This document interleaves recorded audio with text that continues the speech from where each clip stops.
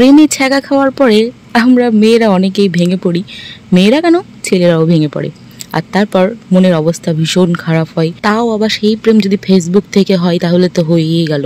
Breakup হয়ে গেলে যে কতটা খারাপ লাগে তারাই জানে যাদের ফেসবুক থেকে প্রেমের ব্রেকআপ হয়ে গিয়েছে। ব্রেকআপ হয়েছে ঠিক আছে, সেখান থেকে ওভারকাম করার পরেও যদি মানুষটাকে বারবার ফেসবুক ফিডে দেখা যায়, সত্যি কি তাকে ভোলা যায়? ইচ্ছে তো করে 2-4 চর গালে লাগিয়ে গালিগালাজ করে মায়ের কোলে পাঠিয়ে দিতে। প্রেম করার সময় মাকে জিজ্ঞেস করবে না, অথচ সেই মেয়েটাকে বিয়ে করার সময় মার অনুমতি ছাড়া এগোতে পারবে না। বলি, প্রেম করতে নেমেছিস না লুডো খেলতে নেমেছিস যে যাত্রার মন নিয়ে লুডো খেলবি? কেউ আমরা লুকিয়ে প্রেম করি, কেউ বা আবার সবাইকে জানিয়ে। যারা সবাইকে জানিয়ে প্রেম করে তারা তো সবাই কথা শুনেই মরে, আর যারা লুকিয়ে প্রেম করে তারা মনের বিষে মরে, না পারে কাউকে বলতে, না পারে বোঝাতে। প্রেম করে যেজন বোঝে সেজন, পীড়িতের কি বেদনা। সত্যি পীড়িতের ভীষণ বেদনা। চলো আজকে এই বেদনার গল্পটাই জানাবো তোমাদেরকে। প্রেম করার সময় ফেসবুকে ছবি দেওয়া যাবে না, কারোর সাথে ফোনে কথা বলা যাবে না, 2-3টে বয়ফ্রেন্ড নিয়ে ঘোরা যাবে না, এমনি ছোট ভাইয়ের বয়সে কাউকে নিয়ে ঘুরলেও ঘোরা যাবে না, এখানে যাওয়া যাবে না, সেখানে যাওয়া যাবে না। এত কিছু মেনটেন করার পর সেই গার্লফ্রেন্ডকে যদি বিয়ে না করে তাহলে সেই গার্লফ্রেন্ডের রাগ হবে না হবে না তোমরাই বলো। এত কিছু নিয়ম পালন করিয়ে নিবে, অথচ দিন শেষে সময়কালে মা মেনে নিচ্ছে না, বাবা মানতে চাইছে না, বাড়িতেও মানতে চাইছে। তো চলো লেটস স্টার্ট। আমি আমার সংসারের কাজকর্ম করব, তোমরা পাশে থেকো, দেখতে থেকো, আর আমার গল্প শুনতে থেকো। আর হ্যাঁ, আমার মতের সাথে তোমার মতের যদি মিলে যায় তো অবশ্যই একটা কমেন্ট করে জানিয়ে দিও কেমন। সকালবেলায় উঠে একদম বরের হাতের মাখানো মশলা নয়, শশা গাজর দিয়ে যাই হোক একটা বটে, তো মুড়ি খেয়ে একদম মনটা ফুরফুর করছে, লাগছে। আর এই যে ফ্যানের তলে বসে পড়েছি, এখন আমি ঘুমোবো, ভীষণ ঘুম পাচ্ছিল। ছেলেকে স্কুলে পাঠিয়ে দিয়েছি, বর তো আমাকে মুড়ি খাওয়ালো, নিজেও খেলো, ও বেরিয়ে গেল, আর আমি এখন ঘরে একা, একদম পুরো ফাঁকা ঘরে। কি করব ভেবে না পেয়ে ভাবলাম তোমাদের সামনে চলে আসি। কেউ থাকুক চাই না থাকুক, তোমরা তো আছো নাকি, কি বলো? নমস্কার, আমি স্মৃতি। আশা করি সবাই ভালো আছেন, আমিও ভালো আছি। বড়দের প্রণাম ও ছোটদের ভালোবাসা জানিয়ে আমি আমার ব্লগটি শুরু করছি। আশা করি ভালোই লাগবে। সকাল 7টা 7:30 বেজেই গিয়েছে, আর মনে হয় আমার ঘুম হবে না। চলো লেগে পড়ি কাজে। তো সকালবেলায় এই যে রান্নাঘরে চলে এসেছি, এসেই ধরো ভাতটা চাপিয়ে দেবো, যা দৈনন্দিনের কাজ থেকে সব কিছু কমপ্লিট করব, আর তোমাদেরকে গল্প শোনাবো। ফেসবুক মানেই অন্ধকার, যেখানে সবাই আছে তবুও আলো নেই, চোখে দেখা যায় না অথচ সবই দেখা যায়। তো সেখান থেকে একজনের সাথে ভীষণ বন্ধুত্ব হয়, তারপরে তার সাথে প্রেম ভালোবাসা, আর বিয়েটা শেষ অবধি হয় না। এটুকু তোমরা আগের ব্লগে জেনেছো, আজকে জানবে মেয়েটার জীবনে কি হয়েছিল। তো হয়েছিল, সে তো ভেঙে পড়েছিল, না পেরেছিল কাউকে বলতে, আর না পেরেছিল নিজেকে কন্ট্রোল করতে, সবসময় কান্নাকাটি করতো। এই দেখে মেয়ের মা তারপর বাবা সিদ্ধান্ত নেয় যে বিয়ে দিয়ে দেবে। আর বিয়ে দিয়ে দেবে যখন সিদ্ধান্ত নিয়েই নেয়, তো বিয়েই দিয়ে দেয় শেষ অবধি। দেখাশুনো বলতে একদম খুব তাড়াতাড়ি দেখে শুনেই ওর বিয়ে দিয়ে দেয়। আর যে বাড়িতে বিয়ে দিয়ে দেয় সে বাড়িতে অত্যাচারের সীমা থাকে না। তখন তার একটাই কথা মনে পড়ে যে কি করতে পড়াশোনাটা ব্লক করে প্রেমে মেতে গিয়েছিলাম, যদি না মারতাম তাহলে হয়তো আজ আমার একটা কেরিয়ার তৈরি হয়ে যেত, আর আমার পেছনে ফিরে তাকাতে হতো না, ভাবতে হতো না যে আমি ভুল করেছি কি ঠিক করেছি। সে তো বিয়ে করবে না বলে তো বসেই পড়েছে, অথচ যে মেয়েটা বিয়ে করবো বলে এত আশা নিয়ে স্বপ্ন দেখেছিল তার তো স্বপ্ন ভেঙেই গিয়েছে। উল্টে আবার তার মা বাবা আর এক জায়গায় বিয়ে দিয়ে দিয়েছে। ওভারকাম না করতেই যদি বিয়ে হয়ে যায় না, সত্যি মেয়েদের এত কষ্ট হয়, না পারে তাকে ভুলতে আর না পারে তার কাছে থাকতে। ওই যে বললাম না, লুকিয়ে প্রেম করলে মনের বিষ মনেই মারে, বিষে বিষে বিষক্ষয় আর হয় না গো। আর কিছু মা বাবা অতিরিক্ত ভালো করতে গিয়ে সেই ছেলে মেয়ের খারাপই করে ফেলে। প্রেম করে কিন্তু সবাই সুখী হয় না, প্রেম করেই বেশি অশান্তি হয়। আমারই দেখা একদম কাছের একজন দিদির এরকমটা হয়েছে। কি হয়েছে, তখনকার দিনে না ছোট ফোন থাকতো, ফোনে তো দেখাও যেত না।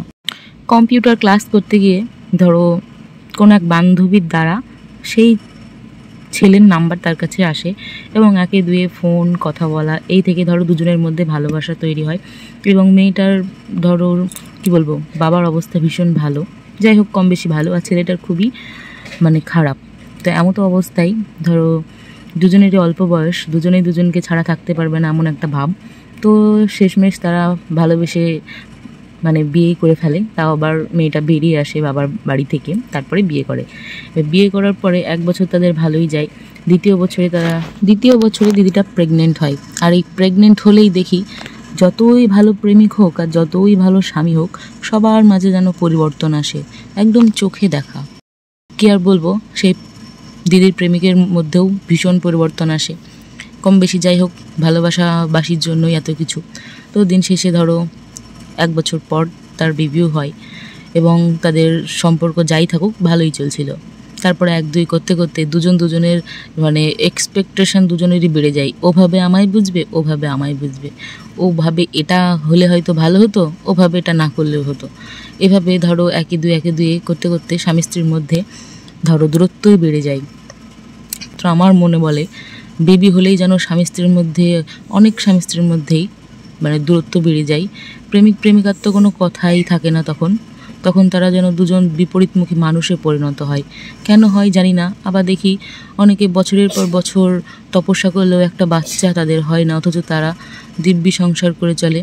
সত্যি যদি ভালোবাসা থাকে না, তবে সব কিছুই সম্ভব। আর ভালোবাসা না থাকলে প্রত্যেকটা সম্ভাব্য জিনিসই অসম্ভব তাই মনে হয়। দিদির বাবা অবস্থা সম্পন্ন মানুষ, সেখানে সে একরকমভাবে মানুষ হয়েছে, আর স্বামীর বাড়ি গিয়ে সে আরেক রকম পরিস্থিতিতে সে পড়ে গিয়েছে। খাপ খাওয়াতে তো পারেই না, তারপরে উপরন্তু লেগে থাকে অশান্তি। সত্যি করে একটা কথা বলো তো, যে একজন অবস্থা সম্পন্ন মেয়ে কি করে মানে কম অবস্থা সম্পন্ন স্বামীর ঘরে গিয়ে থাকে শুধুমাত্র ভালোবাসার কারণে? যদি সেই স্বামী নাই বোঝে যে সে শুধুমাত্র ভালোবাসার কারণে আমার কাছে পড়ে আছে, তবে কি সেই স্বামী বলো প্রেমিক বলো তার প্রতি ভালোবাসা থাকে? মা বাবা কেউ তো তার পাশে নেই, মেয়েটার পাশে নেই। তোকে ভালোবেসে যে মা বাবা ধন সম্পত্তি ছেড়ে এসেছে, তাকে কি গালিগালাজ করা বলো বা কটু কথা শোনানো বলো, এগুলো কি চলে না? ঠিক এগুলো আমি এটাও বলতে শুনেছি তাকে যে মেয়েটার নাকি স্ট্যান্ডার্ড নেই। যদি স্ট্যান্ডার্ডই না থাকতো, তবে কি তুই সত্যি তার প্রেমে পড়তি? যদি সে ভালোই না হতো, সত্যি কি তুই তাকে ভালোবাসতি? অবশ্যই না। কিন্তু নিজের দোষগুলো চোখে না দেখে পরের বাড়ির মেয়েরকে দোষারোপ করতে না সবাই পারে। যে অত্যাধিক ভালোবাসে সেও দোষ দিতে কম করে। সে মেয়েটা তো চাইবেই স্বামী আমায় ভালোবাসুক, আমার জন্য কিছু করুক, কিন্তু না, সে স্বামী তার জন্য কিছুই করবে না। সে যদিও বা করে, তার পরিবারের জন্য করবে। এতই যদি পরিবারের ভাবনা চিন্তা, তো পরের বাড়ির মেয়েকে নিয়ে আসার তোর কী দরকার? বা তাকে ভালোবেসে কাছে নিয়ে এসে এভাবে অসম্মান করার কি দরকার? তবুও সেই দিদিটা সেই স্বামীর কাছেই পড়ে থাকে পা কামড়ে। কেননা তার মা বাবাকে একবার তো অসম্মান করে সে তার হাত ধরে চলে এসেছে, সেও আর ঘুরে ফিরে যেতে পারে না মা বাবার কাছে যে আমাকে বাঁচাও বলে। আর মা বাবাও তো তাই, মুখ ফিরিয়ে নেয় না অনেক মা বাবা, যে তুই নিজের ভুল নিজে করেছিস, আমরা আর কোনো দায়িত্ব নিতে পারবো না, এই কথা ধরো বলেই ফেলে তারা। তো তারপরে তার কাছে কিভাবে যাওয়া যায়? আবার একজনকে দেখেছি, সে প্রেম করে বেরিয়ে এসেছে, তো সে মহা সুখে আছে। তার সুখ দেখে যদি আমরাও 1-2 এরকম প্রেম করতাম, তাহলে কি আমাদের সত্যি সুখ হতো? যদি কপালে না থাকে সুখ, তো সত্যি কি সুখ পাওয়া যায়? অনেকে দেখি প্রেম করে অনেক সুখে আছে, অনেক সুখে, বাড়ি গাড়ির অভাব নেই তাদের, আদতে কিছু ছিল না, কিন্তু বিয়ে করার পর তাদের সব হয়েছে। দেখে শুনে বিয়ে দিয়েও কি সত্যি মেয়েরা সুখী হয় বা ছেলেরা সুখী হয়? প্রতিটা ক্ষেত্রে মেয়েদেরকেই অসম্মানিত হতে হয়, অত্যাচারিত হতে হয়। সে একজন পুরুষকে, অনেকে বলে পুরুষরাও নির্যাতিত হয়, অত্যাচারিত হয়। হ্যাঁ হয়, কিন্তু মেয়েদের থেকে বেশি হয় না? এই কথাটা অনেক পুরুষই মানতে চায় না, শুধু ভাবে যে না মেয়েরাই শুধু হয়, মেয়েদের পাশে আইন আছে, অমুক আছে তমুক আছে, আমাদের পাশে কিছু নেই। একটা কথা ভেবে বলো তো, তোমাদের যদি মন খারাপ হয় বা অত্যাচারিত হও, তোমরা তো দিব্যি সংসার ছেড়ে পালিয়ে অন্য জায়গায় গিয়ে বসে থাকো। কিন্তু একটা মেয়ে যেতে পারে কি নিজের সংসার ছেড়ে? বাচ্চা কাচ্চা যদি হয়ে যায় তাহলে তো কথাই নেই, ছেড়ে যেতে পারে কি আদতে? তাকে তখন ভাবতে হয় আমাকে একটা হয়তো ইনকামের পথ দেখতে হবে বা আমাকে কিছু করতে হবে, এরকম একটা ভাবে তখন থেকে শুরু করে, কিন্তু তার আগে থেকে নয়। আর তোমরা ছেলেরা একটু কিছু অত্যাচারিত মনে হলে বা বউ বা স্ত্রী পরকীয়া করুক বা না করুক, তোমাদের মন হলেই তোমরা সংসার ছেড়ে দিয়ে পালাতে পারো, যেখানে খুশি সেখানে মাথা গুজে থাকতে পারো। কিন্তু একটা মেয়ে পারে না সব সময়, এই কথাটা তোমরা বোঝো না। আর এই জন্যই মেয়েদের পাশেই সব প্রত্যেকটা আইন দাঁড়িয়ে যায়, সে ভালো হোক মেয়ে বা খারাপ হোক, আইন কিন্তু মেয়েদের পাশেই দাঁড়ায়। কেননা জানে মেয়েরা অবলাই বেশিরভাগ হয়।